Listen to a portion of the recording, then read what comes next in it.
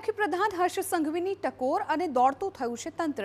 જે સમસ્યાથી મુસાફરો પીડાતા હતા તેનો પળભરમાં જ આવ્યો છે ઉકેલ। મોન્સૂન ફેસ્ટિવલના ઉદ્ઘાટન સમયે હર્ષ સંઘવી ડાંગની મુલાકાતે હતા ત્યારે સાપુતારા બસ ડેપો ખાતે નાયબ મુખ્યપ્રધાન હર્ષ સંઘવીએ કરેલ ટકોર બાદ તંત્ર એક્શનમાં આવ્યું। સાપુતારા બસ ડેપોમાં દિવ્યાંગો માટેનું શૌચાલય બંધ હાલતમાં મળી આવતા હર્ષ સંઘવીએ નારાજગી વ્યક્ત કરી હતી અને તંત્રને સૂચના આપી હતી કે શૌચાલય સુવિધા શરૂ કરો।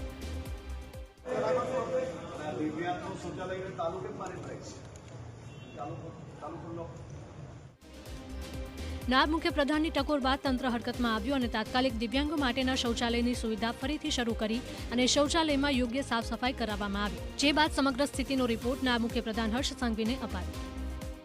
દિવ્યાંગોનું જે ટોયલેટ છે તે પણ તે દિવસે ખુલ્લું નહીં હતું, પણ આજે અમે ખોલીને જતા તે પણ વ્યવસ્થિત સાફ સફાઈ કરેલ છે। સમસ્યાનો તો અંત આવ્યો, જો કે તંત્ર પાસે અપેક્ષા રાખીએ કે બીજી સમસ્યાનો અંત નાયબ મુખ્યપ્રધાનની ટકોર વિના જ આવે।